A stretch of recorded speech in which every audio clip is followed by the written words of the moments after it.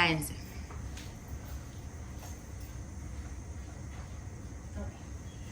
Good evening, my name is Dalila Orozco and today I'm presenting my final Capstone project and it's titled Juvenile Predators Treatment and Rehabilitation.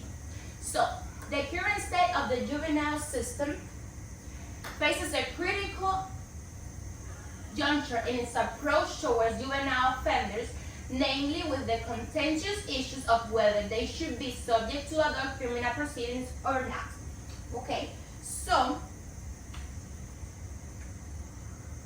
let's introduce the project. So today we're going to talk about the introduction to juvenile justice, implication of trying a juvenile in adult court, dangers juvenile face when tried as an adult, and reforming the juvenile justice system.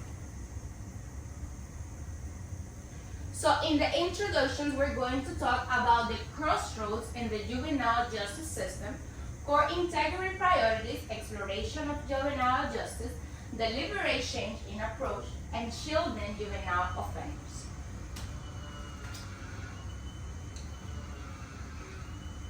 So, what implication of trying a juvenile in adult court? What's an implication? What's an implication of trying a juvenile in adult court? Not commit suicide.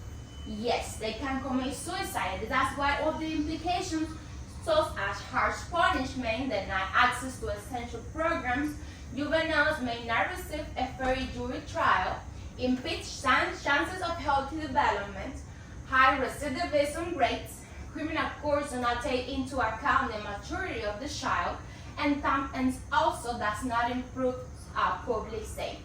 So for example, harsh punishment. Imagine a world where you might face the same punishment as an adult. It is not just about the consequences, but about the potential of lifelong repercussions. Hard punishment can set a dangerous precedent, pushing juveniles into a cycle of despair rather than guiding them toward growth. So, denied access to essential programs. What does that mean? It means that now picture this, juveniles student essential programs meant for their rehabilitation. It is not just about punishment, it is about denying them a chance for transformation. The denial of these crucial services does not just impact personal development, it resonates to society, jeopardizing the very essence of our justice system. The other topic that we can talk about implication is juveniles may not receive a fair trial. This cornerstone of justice is a fair trial. But what if jury needs to understand the complexities of juvenile psychology? This lacks comprehension and more jurors can lead to biased judgments, hindering a juvenile's chances of securing a fair and impartial trial, as it was said on Borman 2020. High recidivism rate. It's another implication of trying a juvenile in adult court. But first of all, what is recidivism? Anyone knows?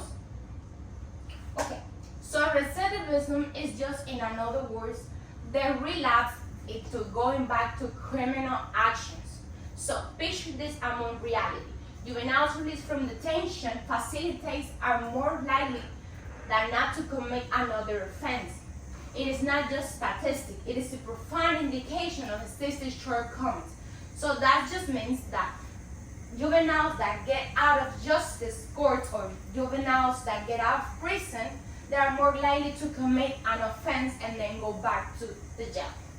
The last implication that we are going to discuss here is that does not improve public safety. The punitive measures we employ on juveniles do not necessarily make our society safer. It is not just about punishment, but about reevaluating the impact in public safety. Okay? So, the other topic that we're going to describe today is the dangers that juveniles face when tried as an adult. They face atrocities in adult jails, juvenile age out of delinquency, and they may become suicidal. Puerta principal detecta un movimiento. So let us delve into a harsh reality. Juveniles subjected to adult jails face a myriad of atrocities. It is not just about incarceration, but the severe threats to their physical well-being and mental health. The vulnerability of harm endangers immediate safety and live lasting trauma that echoes through their society interactions. So aging out of delinquency, what does it mean? Consider the idea of aging out of delinquency. It is not about growing up, but recognizing that juveniles often naturally mature out of delinquency behaviors. The juvenile justice system should account for this natural progression, focusing on rehabilitation rather than imposing harsh punishment that may impede this inherent process of growing out of delinquency and becoming suicidal. So basically becoming suicidal, it's just not being able to achieve, not being able to can overcome being in an adult prison. So now let us confront the distressing truth. Juveniles in detention, even with suicide watch, are at a higher risk of taking their own life. It is not just a statistic, but a stark reminder of the urgent need of compassion and rehabilitative measures. The studies are chilling, indicating that the detained are significantly more likely to consider an attempt suicide. So what can we do to reform the juvenile justice system? What can we do to make it better? So we can develop mental needs of juvenile offenders. We have the Graham versus Florida and sentencing practices for juvenile offenders. We have the advancing the case against trying juveniles as adults, and we can contribute to society while being through juvenile reform, justice reform. So, how can we develop needs of juvenile offenders? For example, in Lambie and Randall 2013 emphasizes the ongoing cognitive development of juveniles during adolescence, highlighting the need for customized interventions that align with their growing cognitive abilities. In Salaris 2022, explores emotional difficulties in young offenders, advocating for treatments that navigate emotional regulation and maturity specific to juvenile offenders. Both sources contribute to the call for fair and developmental sensitivity within the juvenile justice system, recognizing the unique characteristics for juvenile offenders.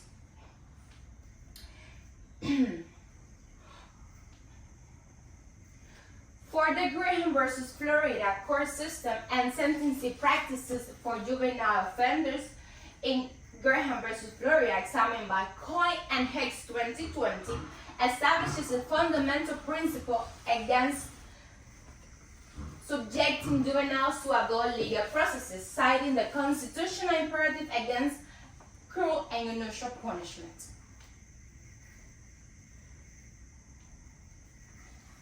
Okay, so Tisdale 2020 and Cohen Hicks 2020, they delve into the constitutional perspective embedded in Graham versus Florida, advocating for the more humane and developmentally sensitive approach to juvenile justice. The case reshapes sentencing practices. It emphasizes a shift toward a more developmentally sensitive and constitutionally aligned juvenile justice system. In advancing the case against trying juveniles as adults, we have the limiting youth incarceration. In Jensen's and Harvard 2019, stresses the need to reevaluate punitive approaches, redirecting resources toward rehabilitative endeavors and challenging the notion of subjecting juveniles to adult confinement models. In alternative sentencing, we have the Redding and Barron 2019 and 20 and 23 advocate for alternative sentencing, exploring restorative justice programs, community service initiatives, and counseling as social components of reform. We also can improve condition and oversight. And Jensen and Howard 2018 highlight the need for transparency, accountability, and humane treatment for within juvenile facilities, fostering environments and prioritizing safety, education, and rehabilitation. We also can develop mental appropriate policies. In Reading in 2023 underscores the importance of policy recognizing the unique characteristics of juvenile offenders, challenging the one-size-fits-all program paradigm, and aiming for a system aligned with rehabilitation principles. And last of all, how can we contribute to societal well-being through juvenile justice systems? So we can prevent recidivism. Reform actively addresses the root causes of juvenile delinquency, preventing reoffending and mitigating the risk of individuals transitioning into a lifetime of criminal activity. We also can cultivate productive citizens. In Reading 2023 echoes the notion of cultivating productive citizens, emphasizing the transformative potential of rehabilitation and skill development. We also can strengthen and resilience of community. A reform system actively works towards breaking cycles of crime and delinquency within neighborhoods, fostering communities, cohesion, and social bonds. And finally, with economic advantages. In Jensen's and Howard 2018 highlight economic advantages, emphasizing that the rehabilitative model reduces legal battles, incarceration periods, and long-term society costs associated with repeated criminal activities.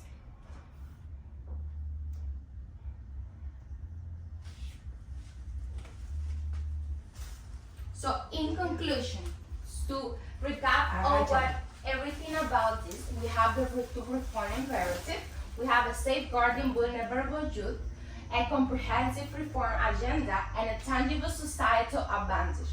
With a reform imperative, the discussions today we have convincingly highlighted the pressing need for reform within the juvenile system. We have to make it better and make sure that our juveniles are not tried as adults. We have the safeguarding of vulnerable youth. It is crucial to recognize and safeguard juveniles from the negative impacts of adult legal processes, acknowledging their unique vulnerabilities and potential for rehabilitation. We have to make sure and understand that the cognitive is not the same as an adult. We have also the comprehensive reform agenda. Our proposed reform agenda encompasses crucial aspects such as reducing youth incarceration, embracing alternative sentences, improving conditions and oversight in juvenile facilities, and adopting developmental appropriate policy. And last but not least, tangible society advantages. This scope of reform is not just rooted in concept of justice, but also offers tangible benefits for society, such as lower crime rates, development of productive citizens, stronger communities, and reduced social costs. It is a holistic approach of development of individual lives of society. So this is all my presentation. I hope you like it. Thank you so much. Thank you. Yo entendí algo.